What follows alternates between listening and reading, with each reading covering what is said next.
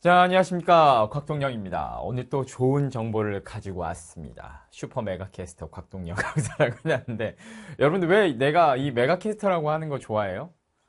저번 주에는 선생님이 이제 메가스터디 영어 강사라고 했더니 이 호칭을 다시 써주면 안 되냐고 막 물어보시는 분들이 있어서 뭐 안 될 게 뭐가 있습니까? 그렇죠? 근데 이제 대신에 오늘은 내용이 영어야. 내용이 영어야. 오늘은 진짜 본원 모먼트. 근데 이제 시기적으로 지금 굉장히 결정적으로 중요한 조언을 좀 해줄 게 있어요. 이제 한번 보세요.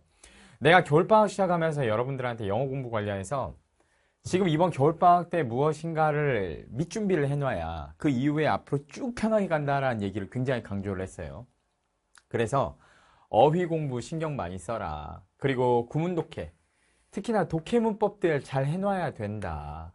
그리고 맥락 읽을 수 있는, 문해력을 기를 수 있는 요소가 분명히 학습이 되어야 된다. 라고 해서 선생님 강의 세 가지를 추천을 했죠. 어휘는 토르 2000. 이거 한두 달 안에 이제 재판 또 찍어야 될 것 같습니다. 네. 지금 여기 전국적으로 도서관에, 독서실에 이 교재 가지고 공부하는 친구들 많이 늘었다고 막 제보가 막 들어와. 너무 기분 좋아요.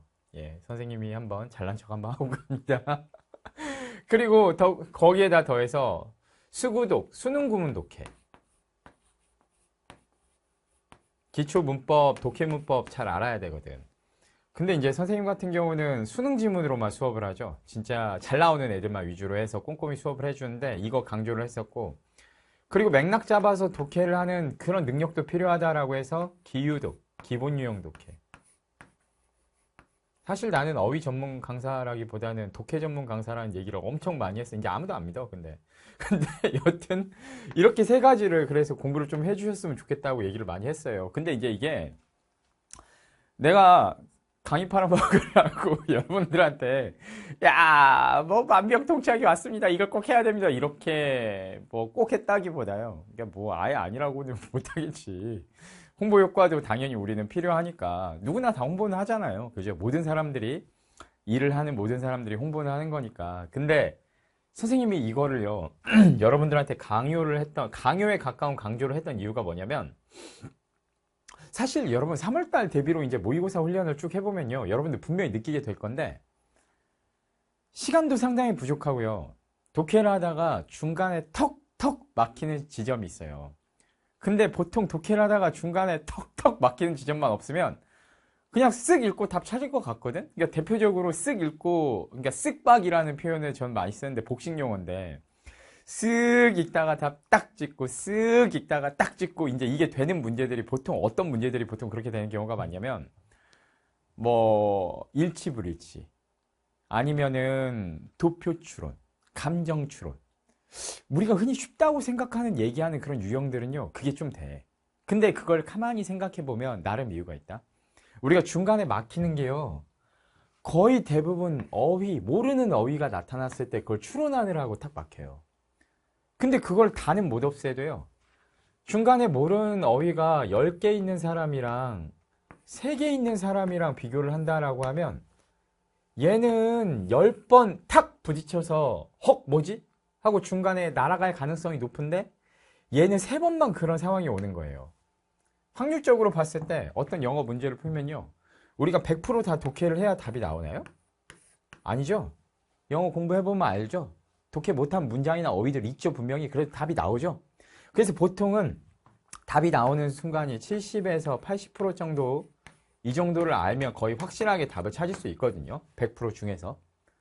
그렇다고 하면은 한 두세 단어 정도 있는 상황까지만 만약에 만들어준다고 해도 중간중간에 탁탁 멈춰서 흐름 끊기게 될 가능성이 줄어들고, 흐름이 안 끊기는 게 되게 중요해. 그러니까 흐름이 안 끊기는 게 되게 중요하다는 얘기가, 영어 지문을 우리가 이렇게 쭉 읽어 나가는 과정 중에서요, 어떤 진짜 문제가 있냐면, 중간에 특정 부분에서 모르는 어휘가 나와서 여기서 흐름이 탁 끊길 때 이게 바로 추론이 안 되면 나는 추론을 대충 해서라도 여기다가 한글로 살짝 메모를 해놓고 가거든요, 보통은. 근데 여기서 흐름이 길게 끊겨버리면 진짜 결정적인 문제가 하나 생겨. 이 앞부분의 내용이 기억이 안 나버려. 날아가 버려요. 특정 단어나 특정 문장에서 잡혀가지고. 근데 이제 여기서 모르는 게 없이 쭉 내려가면요, 읽는 속도 그대로 이 내용이 휘발이 되기 전에 내 의식이 이 내용이랑 넘어가서 이 내용이랑 합쳐져서 전체적인 이해가 완성이 돼서 답이 그냥 탁 나오게 돼요. 전반부 내용을 안 까먹게 돼요. 왜 이런 거랑 똑같아? 내가 이 얘기 한참 하다가 중간에 여러분들이랑 딴소리예요. 한참. 요즘 인기 아이돌들에 대해서 막 얘기를 해. 한참. 그리고 야, 우리 아까 무슨 얘기 했었지? 기억이 안 나요. 이런 경험 여러분들 일상적으로 충분히 많이 경험도 해봤을 거고 아마 상식적으로 그렇겠구나 싶을 거예요. 그래서 단어가 안 막히는 게 실전 독해를 할 때는 의미를 많이 알 수 있다 이런 거 이상으로 해요. 중간에 안 끊겨서 좋아요. 당연한 얘기지만 시간은 어떻겠니? 시간. 당연히 시간이 덜 걸리지. 인지속도 자체가 빨라져요. 그러니까 시간을 단축시키고 싶으면 어휘를 외워야 돼. 뭐 빨리빨리 푸는 훈련을 하고 양치기를 한다? 한계가 있어. 한계가 있어. 예를 들어서요. 선생님이 미국 올림픽 100m 달리기 선수들이랑 같이 훈련을 해서 똑같은 속도로 뛰려고 노력을 하면 그렇게 뛰어져요? 안 돼요. 기본적인 피지컬이 달라요. 피지컬이. 당연히 기초 체력 훈련부터 피지컬 훈련을 똑같은 수준으로 갖춰줘야 실전에서 시간을 단축시키는 훈련을 할 때 뭔가가 돼요. 마지막으로 되는 거야, 그거는. 근데 어휘력이 약하면 기본적으로 여러분들 실전 연습에서 양치기를 아무리 하려고 해도 시간 단축이 안 돼. 시간 단축이 안 돼. 이게 약한 애들이. 그러니까 이게 안 된 상황에서 모의고사 시간 재고 실전 연습만 한다고 양치기 많이 한다고 시간이 줄어든다. 일부 줄어들지. 왜? 실전 연습을 하니까 익숙해져서. 근데 근원적으로 일정 수준 이상으로 안 줄어들어. 그러니까는 모의고사를 한 회에 딱 풀 때요. 듣기 제외하고 진짜 잘하는 애들은 보통은 만점 기준으로 20분대에 조지는 애들이 있거든요.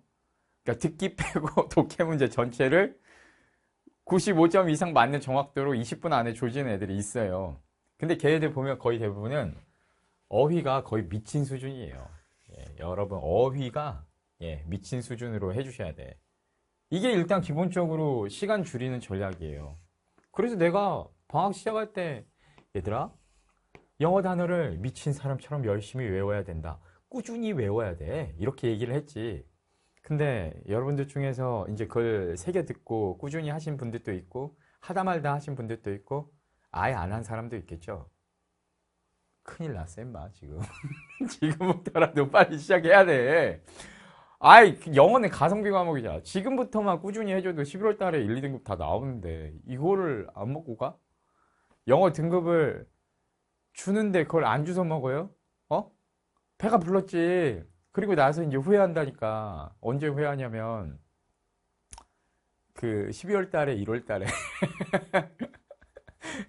그 재수 선행반 가면 눈이 펄펄 내리네. 그 겨울에 엄마 아빠가 나만 이상한 곳에 내려주고 빠이빠이 하고 가요. 붕 하고 기분이 묘할 거예요 여러분. 그때 내가 그 이상한 아저씨 말을 들을 걸.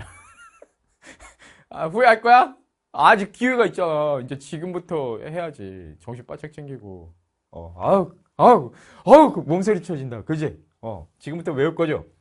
그래서 영단어가 충분하다라는 거는요. 이건 습관이거든요. 그래서 내가 모든 영어 공부에서 제일 기본을 영어 단어라고 하는데, 근데 뭐 어떤 사람들은 영어 단어가 만능인 것처럼 얘기하는 사람은 뭐 사기꾼이다. 이렇게 주장하는, 이렇게 사람들도 있어. 근데 나는 모든 영어 공부에 있어서 투자 시간 대비 효용을 따져봤을 때는 영단어가 압도적으로 나는 가성비라고 생각해요. 독해를 좀 줄이더라도 단어를 꾸준히 많이 외워놓으면 어떤 영어 시험에서든지 개망을 변해. 그거는 나는 확신이 있어. 그래서 가성비는 제일 좋아. 영어 공부를 안 할 거면 딱 하나만 해야 된다고 하면 그래도 단어를 외웠으면 좋겠어요.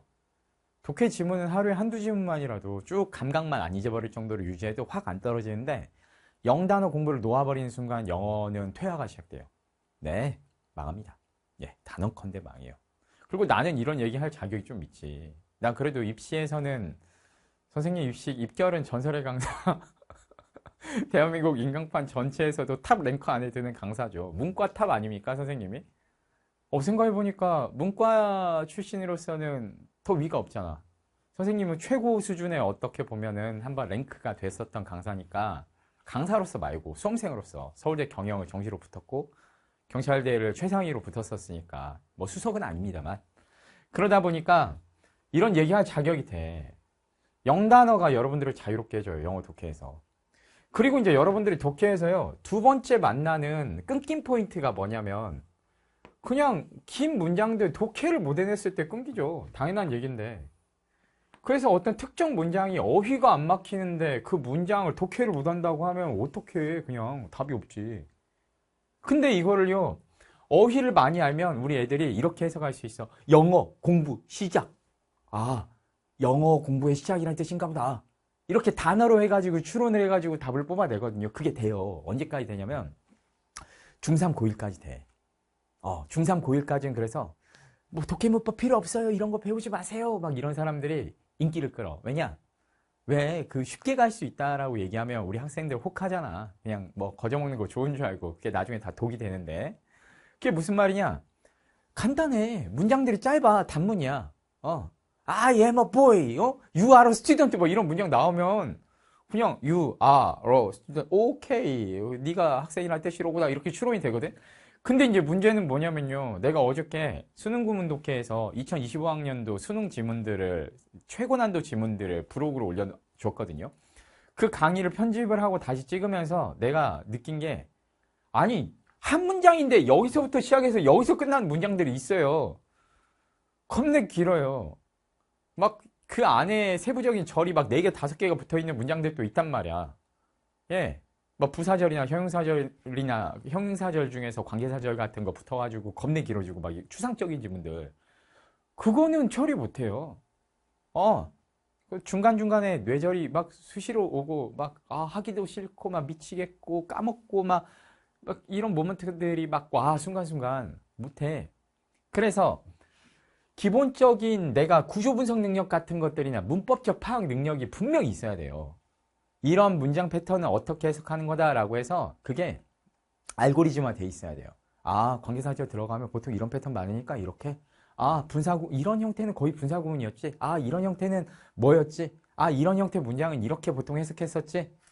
그걸 저도 항상 생각하면서 독해하진 않거든요. 저도 그냥 쭉 독해하다가 중간에 갑자기 이거 뭐지? 모르겠는데? 싶을 때 잠깐 슬래시 하나 딱 그어놓고요. 이 문장 끝 탁 체크해놓고요. 그 다음에 이제 부사구 뭐 접속사 앞에 끊고 전치사 앞에 전치사의 목적어 뒤에 뭐 끊고 동사 찾아서 끊고 주어 동사 뭘까 이거 생각하고 이러면서 저도 구조 분석을 해요. 근데 구조 분석해서 독해하는 거는 한 지문당 이제 한 문장 정도? 예. 근데 그런 거 말고는 그렇게까지 안 해. 결정적 문장일 때 이거 꼭 독해해야 돼. 근데 그 능력이 있는 사람하고 없는 사람하고 차이가 크게 나요.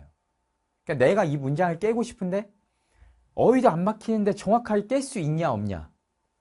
당연한 얘기인데 속도에도 영향을 끼쳐요. 그렇게 되면. 애매해가지고 내가 이해 못한 채로 알쏭달쏭 해가지고 고민하는 거랑 특정 문장의 의미를 명확하게 이해해서 깨는 거랑 차이가 안 나겠어? 당연히 차이가 나지. 그래서 얘네들 해줘야 된다니까. 그리고 이왕이면은 막 이런저런 거 진짜 한번 모의고사에서 한번 나오지도 않을 것 같은 문형들까지 다 할 필요는 없고요. 평가원이나 수능 시험에 나오는 문장들로만 저는 분석을 해요. 실제 선생님은 4개년 수능 지문으로만 구문 독해를 하거든요. 전문장을 걔네들만 다 깰 수 있으면 일반 모의고사는 왜 수미잡이란 말 있잖아. 수능 미만 잡이라는 아주 유명한 그런 경구가 있죠. 근데 그래서 저는 수능 지문들 위주로 해가지고 다 해석할 수 있게 해주는데 그렇게 되면 사실상은 수능이든 모의고사든 나오는 새로운 문형이 없어요. 이거 다 털어버리고 나면. 근데 이걸 할 수 있어야 돼. 궁극적으로 이걸 할 수 있어야 된다고. 그러면 아무래도 덜 막혀. 중간에 안 끊기고. 그리고 이제 여기까지는 중3, 고1 내가 봤을 때. 그리고 이제 막 공부를 시작하는 고2, 고3 올라가는 친구들 중에서는 이제 3, 4등급 학생들 공부 시작할 때 이거 반드시 해줘야 되는데 내가 공부를 좀 하다 보면 업그레이드 되고 싶은 마음이 있잖아. 아무래도 업그레이드 되고 싶은 친구들은 문맥을 읽을 줄 알아야 돼요. 문맥을. 여러분, 모든 글쓰기의 기본적인 궁극의 목적은 뭔가요? 모든 글쓰기의 궁극의 목적. 여러분, 주제 전달이에요. 주제. 그래서 우리가 삼추론이라고 저는 부르는데 주제, 제목, 요지라는 유형을 무시하는 친구들이 되게 많거든요. 안 돼요. 실용문을 제외하고는 모든 글쓰기의 기본 대원칙은 상대방에게 나의 주제를 전달하는 거예요. 이해 가십니까? 그래서 주제 파악이 빠르면 빠를수록 이해력이 올라가요. 그러다 보니까 전체적으로 이 글의 흐름이 어떻게 되는가, 어떤 주제를 어떻게 효과적으로 전달하기 위해서 무슨 수사법을 사용하였는가, 이 글쓴이가 주제로 전달하고 싶은 내용은요, 글 안에서 반드시 어떤 성질을 갖냐면 강조가 들어가요. 그러니까 강조가 들어간단 말이 여러 강조 중에서 이런 것들이 있다. 내가 여러분들한테 이렇게 말해볼게요. 야, 영어 단어 암기는 중요해. 오케이? 야, 영어 단어 암기는 진짜 중요해. 그 다음에 야, 영어 단어 암기를 빼놓고는 영어 단어 공부를 논할 수가 없어. 너 영어 단어 공부 지금 안 하면 큰일 난다고. 자, 이 세 가지의 멘트 중에서 어디에 강조가 제일 세게 걸려요? 당연히 마지막 문장이죠. 무엇인가를 반복하고 톤도 높이고 막 표정도 쓰고 몸짓도 하고 하면서 무엇인가 중요하다라고 내가 생각하는 그 주제를 여러분들한테 던지는 거거든요. 근데 그런 것들이 줄글 안에서도 수사법으로 표현이 돼요. 어떤 특정 내용을 반복해 2번이나 3번 비스무리하게, 아니면 어떤 특정 내용에 대해서 예시를 걸어줘. 예시를 왜 줄까? 이 앞에 있는 내용을 이해를 시켜야 돼요. 구체적으로 설명을 해야 되고 실제 그렇다라는 걸 실증을 해야 돼요. 예를 들어서 보여줘야 돼. 진짜 그래. 이랬던 적이 있어 이게. 그러면 그걸 보면서 우리는 어떻게 되냐? 납득당해. 아하, 그렇구나. 글쓴이가 그런 짓을 왜 하냐고. 그래서 긴 예시가 나오면 그 직전 내용이 굉장히 중요한 내용으로 강조가 돼서 그게 보통은 정답 관련성이 높은 경우가 많고요. 아니면은 대표적인 수사법 중에 하나가 비교대조법이 있어요. 비교대조법. 공통점보다는 차이점을 어필하는 건데, 예를 들면 이런 거지. 얘들아, 아들 성적표 가져와봐. 이번에 엄마 친구 땡땡이 아들 땡땡땡은 이번에 1등급 맞았다는데 우리 아들은 몇 등급일까? 예, 기분이 나빠요. 그죠? 비교당하면. 근데 기분이 어떻게 나쁘냐? 엄마가 너 왜 이렇게 시험 못 봤어? 라고 하면 그냥 아이 뭐 다음에 잘할게요 하고 웃으면서 넘어갈 수 있는데, 엄마 아들 땡땡땡은, 엄마 친구 아들 땡땡땡은 1등급인데 나는 이번에 4등급을 받았단 말이야. 그러면요, 아니 괜찮아. 나는 자존감이 높은 사람이니까 그 정도로는 괜찮아. 내가 그 친구보다 내가 더 잘생겼으니까 괜찮아. 이렇게 생각할 수도 있는데, 엄마가 그렇게 해가지고 비교를 해가지고 막 나한테 혼을 내기 시작하면 진짜 자존심 상하고 울컥해요. 진짜 그때는. 안 그래요 여러분? 이게 비교 강조예요. 그러니까 비교에 의한 강조. 대조구는 이러이러한데 강조구는 이러이러하다라는 것이 굉장히 많이 나와. 그리고 또는 문제점, 뭔가 네거티브하게 뭔가 영어에서 막 비판을 때리면 거의 대부분은 그 내용 관련해가지고 정답이 나오거든요. 그러니까는 전체적인 문해력, 주제를 파악하면서 전체적인 내용을 이해할 수 있는 문해력, 맥락을 파악하는 능력이 길러야 되는데, 예, 이제 뭐 고2든 고3이든 공부를 막 시작하는 단계에서는 어휘하고 구문독해가 중요하다는 건 여러분들 상식적으로 아실 건데, 그 다음 단계에서 여러분들이 갖춰야 되는 건요, 문해력이에요. 그래, 전반부의 내용을 안 까먹고 이 내용을 후반부까지 가져와서 전체적으로 종합해서 주제를 파악하고 결론을 낼 수 있는 능력. 그리고 어떤 부분에 엠파시스 포인트가 있는가. 아하, 이건 강조법이네. 강조법으로 강조하는 거는 보통 중요한 내용인데 라고 해서요, 글 전체에서 핵심적인 내용들, 포커스, 글쓴이의 서술의 초점, 이 포커스를 뽑아내고 그 다음에 특정 문장 하나만 봐도 이 다음에 어떤 내용이 이어질지에 대한 프리딕션, 그 훈련이 돼야 돼요. 예상하면서 읽을 수 있게끔. 그 다음부터 이제 모의고사 훈련이 들어가는 거야. 예. 그래서 방학 시작하면서 야, 이런 거 한번 세트로 해가지고 해봐라. 캐스트로요. 겨울방학 때 씨앗을 뿌리네 어쩌네 하면서 선생님이 캐스트 찍어놓은 거 있어. 근데 내가 웃긴 영상 찍을 때는 조회수가 거의 10,000번을 때리고 이제 막 그런 영상들 나와. 9,000 몇백 번이 있어. 아, 학습법 영상은 조회수가 1,500번 그래요. 아, 임마. 얘들아. 아, 이거 진짜 한번 잘 생각해봐. 이 세 가지가 갖춰져야 그 다음 공부를 할 수가 있어. 그러니까 모든 공부는 전략이에요. 나 주먹국으로 풀커리 타라고 안 해요. 나는 이런 거 좀 가르쳐 주고 싶어요. 진짜로 공부 방법. 이제 극상위권으로 여러분들이 올라가려면. 근데 공부는 진짜 전략인데 이게 기본적으로 세팅이 갖춰져 있는 친구들은 그 다음에 이제 지금부터는 어떤 훈련을 할 수 있냐면요. 일단 첫 번째, 어휘는 꾸준히 해줘야 돼. 이거 어휘는 중간에 다 끝났어요 이런 거 없어요. 그냥 연말까지 꾸준히 가는 건데 기본적으로는 지금까지 외웠던 단어장을 고반복을 돌려주세요. 계속 다시 읽어요. 근데 이제 읽을 때마다 테마를 좀 바꾸면서 읽으면 좋다. 이번에는 내가 표제어만 외웠어. 그러면 다음에는 다른 뜻까지 추가되는 뜻까지 한번 외워보자. 이번에는 또 뭐만 외웠어. 그럼 다음에는 내가 스펠링으로 한번 외울 거야. 하면서 회독을 돌릴 때마다 약간씩 조정을 해서 테마를 바꾸세요. 이번에는 내가 단어만 외웠는데 다음에는 내가 그러면 예문까지 읽겠어. 이런 식으로요. 뭔가 테마를 계속 바꿔서 외우세요.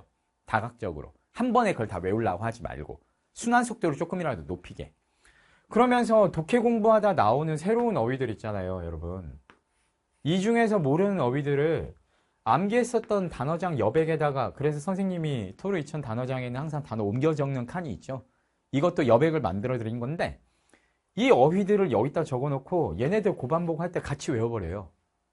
그래서 3000단어짜리 단어장을 연말쯤 돼 있으면 한 5000, 6000단어가 거의 기록이 돼 있다고 하면 이런저런 책에 여러 권 흘려놓는 것보다 한 군데 따라도 적어놓으면 그 약점 어휘가 내가 몰랐던 게 언젠가는 내 어휘가 되거든. 다만 뭐 주석 어휘까지 막 특이한 명사들까지 외울 필요는 없고, 근데 동사나 아니면은 수거 표현들 같은 경우는요, 나왔던 게 다시 나오는 경우가 꽤 많아서 걔네들은 주석 어휘까지 난 다 외웠어요.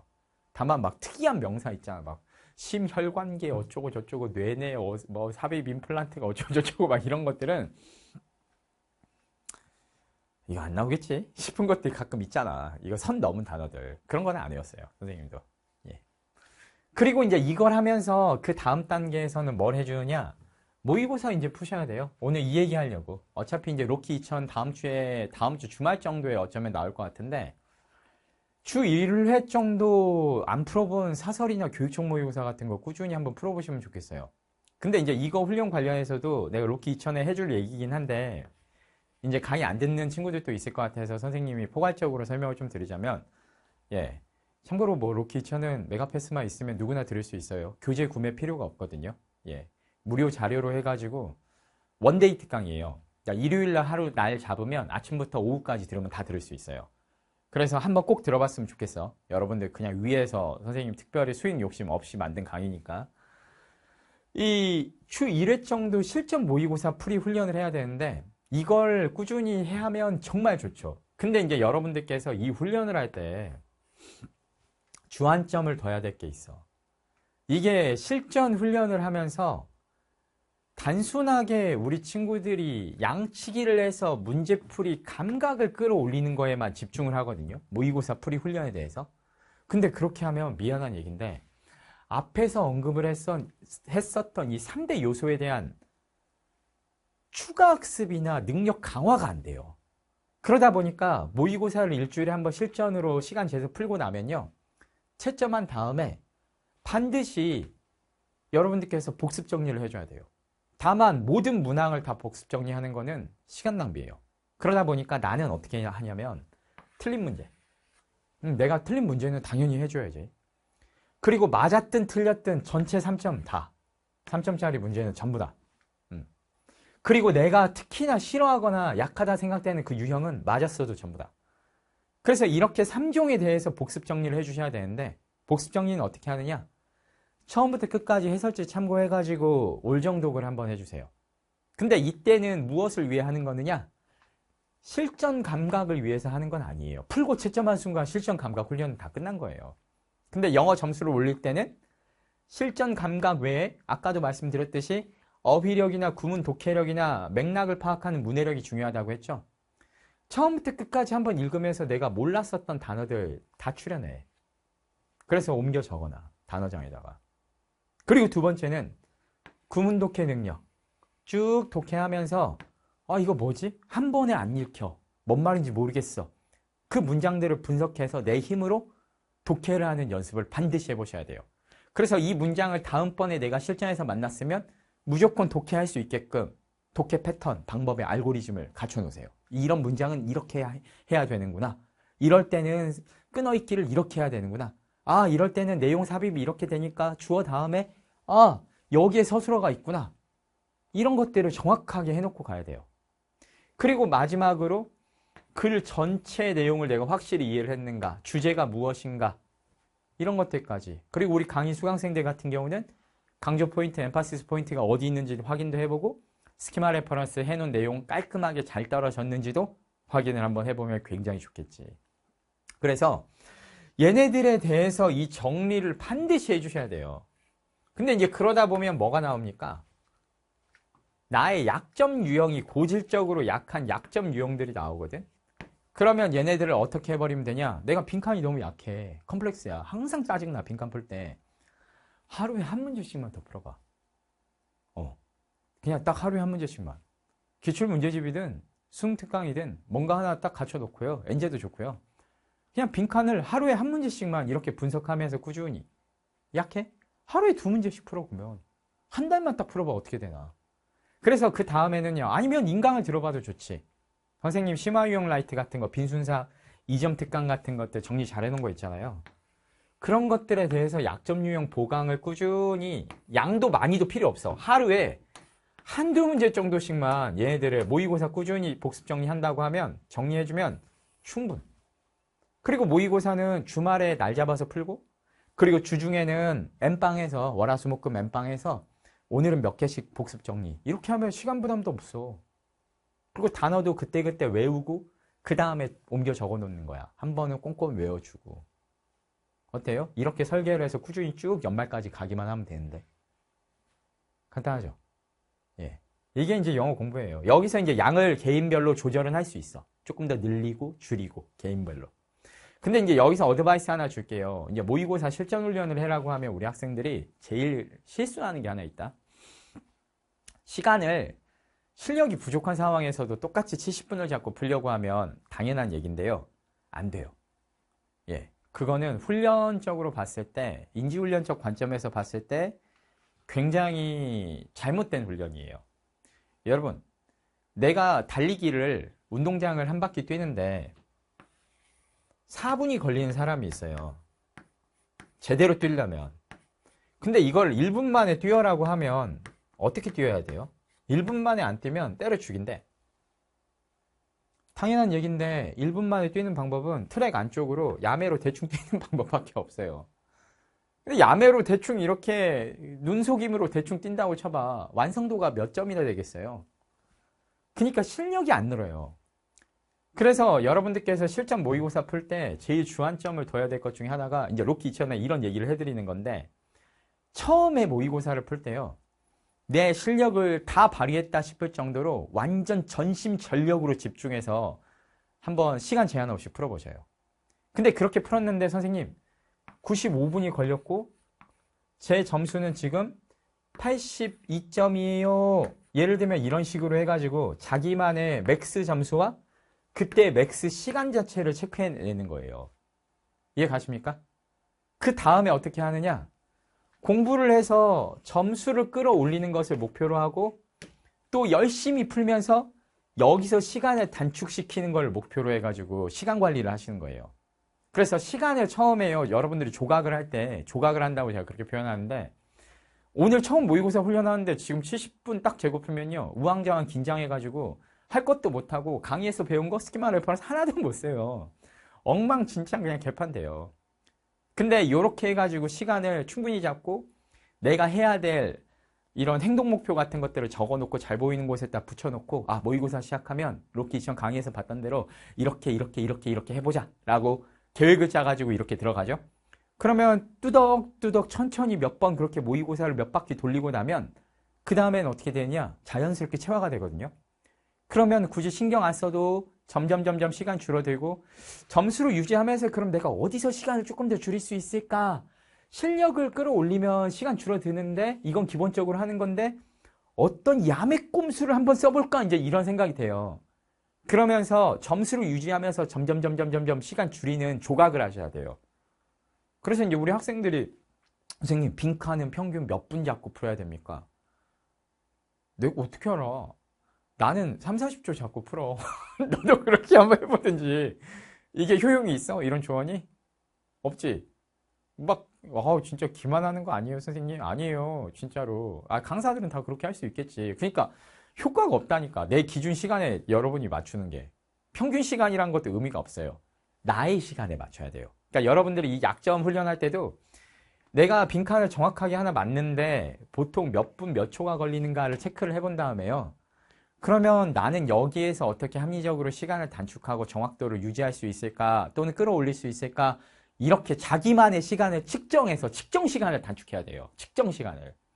그렇게 해서 훈련을 하다 보면 이게 종국적으로는 점수는 올라가면서 시간 자체를 70분대까지 단축을 시켜버리면 70분대까지 단축을 시켜버리면 그때부터는 이제 확고하게 성적이 올라갔다라고 볼 수 있는 거지. 근데 시작부터 70분 딱 맞춰가지고 이렇게 풀기 시작하면 왜 사람들이 그런 환상을 갖지? 뭔가를 미숙한 상황에서 억지로 빨리 하려고 하면 빨리 되나? 그게 되나? 많이 하다 보면 저절로 빨라지는데. 예를 들면 게임 단축키. 막 그 게임을 열심히 하다 보면 나도 모르게 단축키 쓰고 있잖아요. 첫날부터 그게 의지만으로 잘 돼? 아니면 스마트폰에 여러분들 문자 메시지 보내는 것도 지금은 의식 안 해도 막 자동으로 입력되죠? 많이 했기 때문에 빨라지는 거거든요. 우리가 하는 모든 일들은 많이 하다 보면 저절로 빨라져. 빨리 하려고 하다 보면 빨라져. 그런데 처음부터는 잘 안 돼. 그러니까 내가 지금 내 맥스 한계가 얼마인지 점수를 충분히 뽑아내고 훈련 받은 대로 연습을 했을 때 몇 점에 몇 분이 걸리는지를 체크한 다음에 여기서 내가 시간을 사력을 다해서 열심히 해서 줄여나가겠다. 예, 기본적으로 여러분들이 마인드 세팅을 그렇게 하고 가는 게 전략적이죠. 그죠? 예. 오케이. 그렇습니다. 오늘 일단 준비했던 내용은 여기까지입니다, 여러분. 그래서 이거는 어떻게 보면 다음에 내 로키 2000 강의를 들어봐라. 뭐 꼬시는 그런 게스트인가? 맞아. 나는 학생들한테 거짓말은 안 하니까. 조금 팔릴지언정 거짓말은 안 하니까. 그래도 유익했죠. 여러분 여기까지 들어보신 분들은 아마 유익했을 건데 야 그래도 영어는 던지지 마. 영어는 최소 시간 들여가지고 1, 2등급 딸 수 있는 건데 지금 공부 놓아버리면 중3, 고1 때 생각해가지고 쉽다고 생각해서 놓아버리면요. 고3 모의고사 6, 9 수능은 제법 어려워요. 여러분 제법 어려워. 그래서 요즘에 받는 상담 중에 3월 모의까지 1, 2등급 나오다가 6, 9, 10일에 3, 4등급 이하로 떨어져가지고 너무 후회되고 막 짜증난다고 이런 어떻게 해야 되냐고 이런 상담 많이 받거든요. 그래서 최소 공부량, 아까 조언해드렸던 최소 공부량으로 꾸준히 한번 이어가 보셔요. 그러면 무조건 올라갑니다. 그래서 제일 합리적인 전략을 가르쳐 드린 거예요. 그리고 이제 선생님도 내년에 현장 강의 한번 뛰어보고 싶어서 올해 마지막으로 건강을 위해서 집중 감량을 시작을 하기로 했습니다. 그래서 마이너스 7kg을 목표로 해서 이제 완전히 최종 감량을 한번 할 건데요. 최근에 한 3개월 정도 나름 열심히 다이어트를 했는데 변화가 없더라고. 그래서 지금 이 상태가 지금 현재 체중이 유지가 되는 거는 내가 생각해 봤을 때는 평형 상태 아닌가 싶어요. 나름 열심히 맨날 달리기도 하고 먹는 것도 조심하는데 만약 여기서 변화가 더 없다라고 하면 평형 상태거든요. 근데 내가 분명히 원하는 변화가 있고 지금 그것이 미진하게 느껴지고 약간 더디게 온다라는 생각이 든다고 하면요. 선생님 인생 항상 살면서 느꼈던 건 그거예요. 무엇인가 원인을 더 추가시켜야 돼요. 이 정도면 충분하지 않나 라고 생각했지만 충분하지 않기 때문에 변화가 없는 거거든요. 그렇다고 하면 여기에서 한 번 더 악셀을 밟는 거예요. 한계다 싶을 때 그래도 부족하다 생각되면 한 번 더 악셀을 밟는 거지. 그래서 선생님이 오늘부터는 목표 달성될 때까지는 아침 저녁 식사 외에는 추가 칼로리를 완벽하게 통제하고 일주일에 하는 운동량도 더 늘리는 방향으로 계획을 바꿨어요. 그래서 이 영상이 이제 제가 댓글 답글 꾸준히 달면서 하루에 한 번 정도씩 선생님 체중 변화와 최종 목표까지 몇 킬로 몇백 그램 남았는지 한 3개월 정도 꾸준히 댓글을 한번 달아보겠습니다. 그래서 한 3개월 여름이 오기 전에 한번 멋있게 바디 프로필 한번 찍고 여러분들 앞에서 의지 그리고 노력, 변화 어떻게 사람 바꿀 수 있나 마지막으로 한 번 더 실제로 보여드릴게요. 자, 좋습니다. 여러분들도 지금 하고 있는 공부들 만족하지 마시고 확실하게 결과 내고 싶으면 뭔가 조금 더 강하게 자극을 주셨으면 좋겠어요. 원인에 있어서의 변화가 없다면 결과에 있어서의 변화도 절대 올 수 없다. 아까 학습법 관련된 것도 시간 나실 때 한번 이 영상을 다시 한번 보셨으면 좋겠습니다. 오케이. 오늘 여기까지 하겠습니다, 여러분. 바이.